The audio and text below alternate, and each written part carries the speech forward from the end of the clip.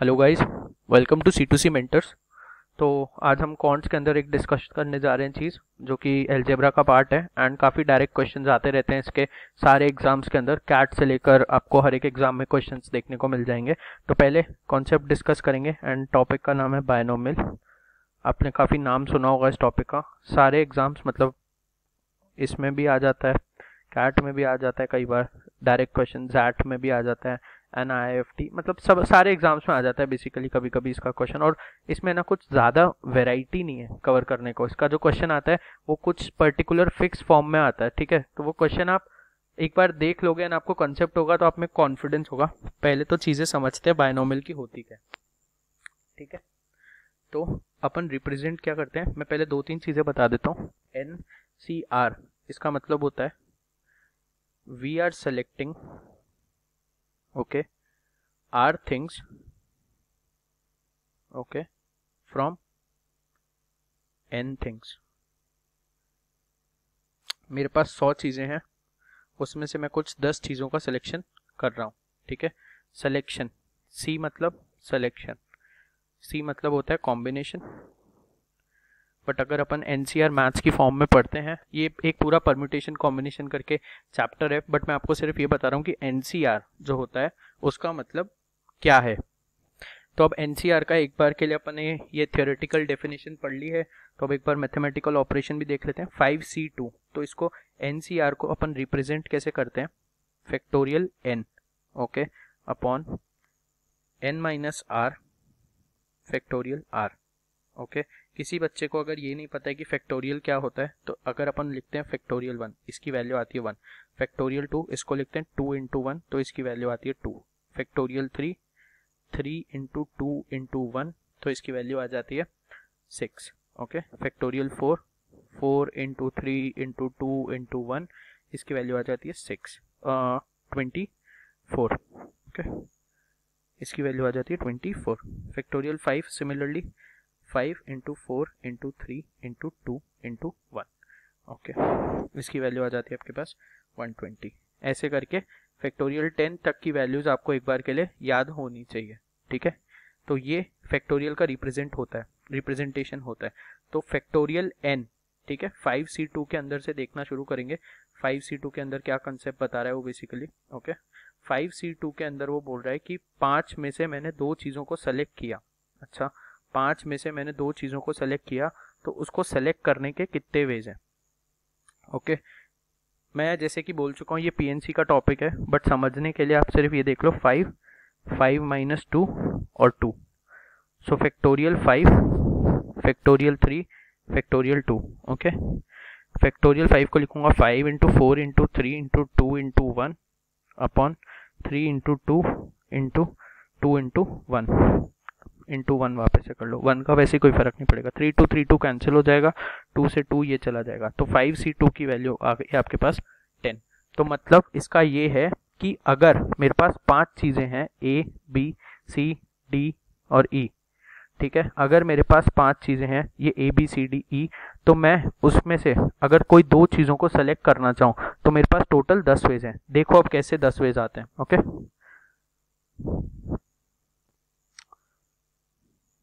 A B को select कर लिया, ए सी को सेलेक्ट कर लिया, ए डी को सेलेक्ट कर लिया, ए ई को सेलेक्ट कर लिया, फिर आपने बी सी को सेलेक्ट कर लिया, बी डी को सेलेक्ट कर लिया, फिर आपने बी ई को सेलेक्ट कर लिया, फिर आपने सी डी को सेलेक्ट कर लिया, सी ई को सेलेक्ट कर लिया और आपने डी ई को सेलेक्ट कर लिया। A B A C 3 4 5 6 7 8 9 10। तो इसका मतलब आप लोग समझ गए, राइट। अब कोई बच्चा ये भी कंफ्यूज मत हो ना, अभी हम सिर्फ सेलेक्ट कर रहे हैं, तो कोई फर्क पड़ेगा क्या कि मैं ए बी को सेलेक्ट करूं और मैं बी ए को सेलेक्ट करूं। ये तो अरेंजमेंट हो गई ना, अरेंजमेंट कि मैंने पहले बी को सेलेक्ट किया फिर ए को सेलेक्ट किया। बट ए बी को सेलेक्ट करना है कैसे भी कर लो, ए को पहले कर लो, बी को बाद में कर लो, बी को पहले कर लो, ए को बाद में कर लो, कोई फर्क नहीं पड़ता उससे। तो आपने ये समझा कि 5C2 का मतलब होता है ये 10 ओके। तो बायनोमियल के अंदर सबसे पहले NCR का मतलब समझना ज़रूरी होता है, वो आप लोगों को मैंने बहुत अच्छे से समझा दिया एकदम लेमन टर्म्स में, ठीक है। एंड अब अपन चलेंगे उसके एक्सप्रेशन की तरफ, ठीक है। 2 प्रॉपर्टीज़ और हैं जो कि बायनोमियल में काफ़ी काम आती हैं, तो उसका भी एक बार के लिए अपन यहाँ पे डिस्कशन कर लेते हैं okay. Give me a second, I am just clearing this. ठीक है। एक प्रॉपर्टी का रिप्रेजेंटेशन ऐसे भी होता है, NCR is equals to NCN minus R। Okay, ये भी एक प्रॉपर्टी है, इसको भी आप याद कर सकते हो। इसका मतलब हो गया 5C3 is equals to 5C5 minus 3, that is 5C3 is equals to 5C2। ये आप करके भी देख सकते हो, factorial 5 upon factorial 3 factorial 2 factorial 5 upon factorial 3 factorial 2। ठीक है, तो ये दोनों हमेशा इक्वल ही आते हैं। तो ये एक बेसिक प्रॉपर्टी है। ठीक है, एक तो ये प्रॉपर्टी आपको याद होनी चाहिए एकदम। जो 2-3 प्रॉपर्टीज बता रहा हूँ वो काफी इंपॉर्टेंट है। एनमेट स्नैप में तो इनमें ऐसे भर भर के क्वेश्चन बन ही जाते हैं। अगर मेरे को दे रखा है 5cx is equals to 5cy, तो इसके अंदर आप ये कर सकते हो x plus Y is equals to 5। इसका इंटरप्रिटेशन क्या होता है? ओके, इसका इंटरप्रिटेशन ये होता है कि x प्लस वाई की जो वैल्यू है ना वो 5 आ जाएगी। ठीक है, या तो पहला इंप्लीकेशन ये हो सकता है या दूसरा ये हो सकता है x is equals to Y. तो मेरे को आपको यही एक बार के लिए बस क्लियर करना था कि ये दो प्रॉपर्टीज होती हैं। एंड अब अपन चलेंगे अपने उस कंसेप्ट पे जिसके लिए क्लास अपन कर रहे हैं। ओके, बायनोमियल के कंसेप्ट पे। बायनोमियल क्या होता है वो चीज का समझने की ट्राई करो जरा एक बार के लिए। तो बायनोमियल के अंदर बेसिकली एक एक्सप्रेशन होता है, वो एक्सप्रेशन के थ्रू हम लोग चीजों को सॉल्व करते हैं। ओके, मेरे को एक्सप्रेशन दे रखा होता है इस पर्टिकुलर फॉर्म में, और आपको ये चीजें है ना एकदम याद होनी चाहिए टिप्स पे। ओके, तो एक्सप्रेशन की बात करते हैं, x plus A raise to power n। ठीक है गाइस, एक बात समझो यहाँ पे, अगर मैं x प्लस ए का होल स्क्वायर लिखता हूँ तो कितनी नंबर ऑफ टर्म्स आती हैं? x स्क्वायर प्लस ए स्क्वायर प्लस 2ax, राइट। तो 3 टर्म्स आई मेरे पास, एक टर्म ये, एक टर्म ये, एक टर्म ये। ठीक है, तो अगर मैं similarly x plus a cube लिखता हूँ, x प्लस ए का होल क्यूब लिखता हूँ, तो मेरे पास कितनी टर्म आती है? x cube plus a cube plus 3ax square plus 3a square x। तो मेरे पास 4 टर्म आती है। तो अगर मैं कोई n टर्म की सीरीज लिख रहा हूँ x plus A raise to power n, तो मेरे पास कितनी टर्म्स आएगी? n प्लस 1 टर्म्स आएगी मेरे पास। यही देख रहे हो, 2 टर्म, 2 यहाँ पे 2 था। ठीक है, तो 2 plus 1 number of total terms, यहाँ पे 3 था तो 3 plus 1 number of total terms. अगर यहाँ पे n है तो n plus 1 total number of terms. ठीक है, अब देखो इसका एक्सप्रेशन खुलता कैसे है। काफी बच्चों को ना प्रॉब्लम आती है इन क्वेश्चंस के अंदर एंड इन कंसेप्ट को समझने में, तो एकदम बेसिक लेमैन टर्म्स में आप लोगों को समझा रहा हूँ, तो फोकस करना इस चीज के ऊपर। ओके, तो ये खोलते ऐसे हैं, ये है ना गोल्डन रूल है इसको खोलने का। मतलब कोई बोलता है इसके अंदर कि क्या लॉजिक है इसको ऐसे खोलने का, कोई लॉजिक नहीं है। ये जैसे किसी चीज की डेफिनेशन दी होती है तो ये इसकी डेफिनेशन है। ओके, NC0 NC1, आपको हमेशा ये याद रखना है कि इन दोनों जो टर्म्स लिखते हैं अपन, x raise to the power n, a raise to the power 0, okay, इसका हमेशा n से शुरुआत होगी, ये 0 होगा, और इन दोनों का अगर अपन देखेंगे तो टोटल n आना चाहिए। तो NC1 x n minus 1 a 1, NC2 x n minus 2 a square, ऐसे करते करते NCn, okay, x 0 a n।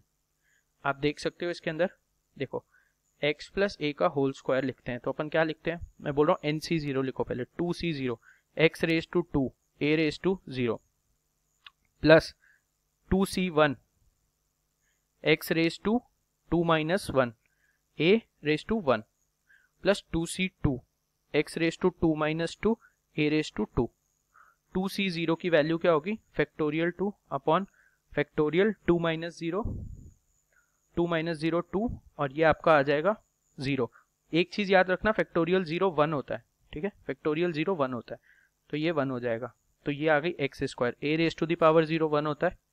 ठीक है, 2C1 2C1 फैक्टोरियल 1 फैक्टोरियल 1, तो 2 into x 2 minus 1 x a raise to power 1 a plus 2C2 2C0 और 2C2 की वैल्यू same होगी 1 into x 2 minus 2 x raise to power 0 1 होगा इंटू a स्क्वायर। तो आप लोग देखो आइडेंटिटी आ गई, x square plus 2ax plus a square.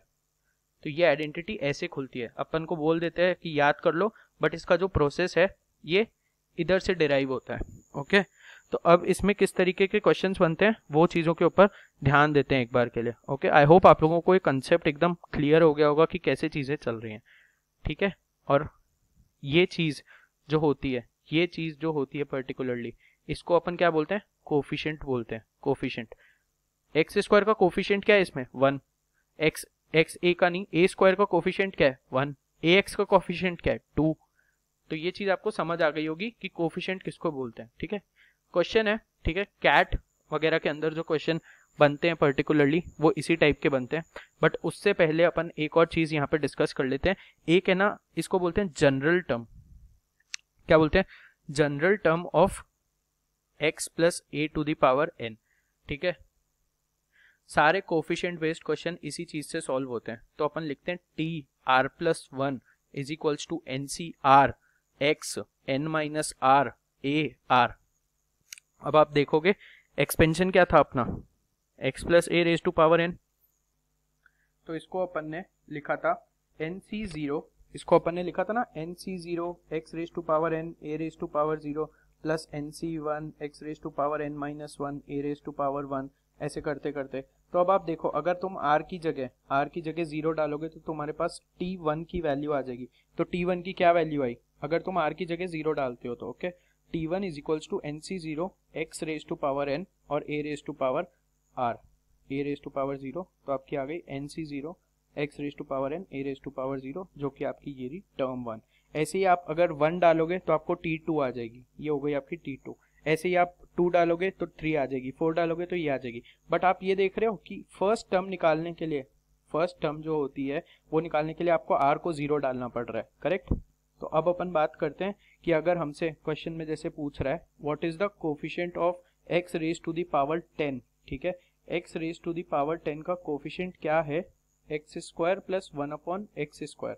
अच्छा, x square plus 1 upon x square raise to power 20। अच्छा, तो सबसे पहले आप क्या करोगे इन क्वेश्चंस के अंदर? इन क्वेश्चंस के अंदर आप सबसे पहले एक जनरल टर्म निकाल लोगे। ओके, जनरल टर्म निकाल लोगे। मैंने आपको जनरल टर्म निकालने का फॉर्मूला अभी पूरा समझाया है कैसे निकलती है, तो मैं करके भी बता देता हूँ, ठीक है। T R plus 1 is equals to N C R X N minus R A raise to power R.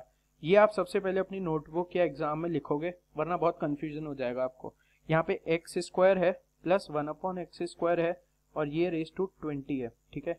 ये मेरा x है, x इज मेरा एक्स स्क्वायर यहाँ पे, ठीक है। और a क्या है मेरा? a मेरा 1 अपॉन एक्स स्क्वायर है, ठीक है। तो अपन जनरल टर्म निकालते हैं पहले। तो T R plus 1 N C R, ठीक है, x square N minus R 1 upon x square raise to power r, ठीक है, ये आएगा।